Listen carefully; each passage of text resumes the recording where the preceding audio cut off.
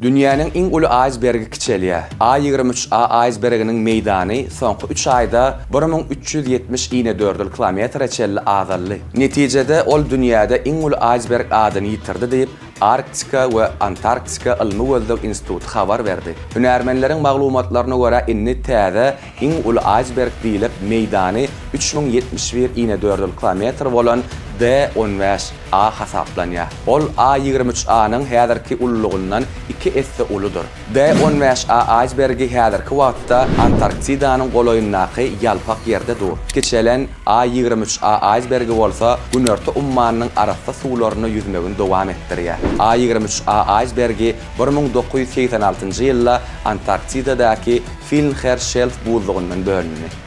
40 ýylyň dowamynda A23A aýsbergi ilk başdaky meýdanyň 67 götürümini ýitiripdi. Şular ýaly gyzykly maglumatlar bilen tanışmak isleýäňizmi? Onda Turkmenportal bilen galyň.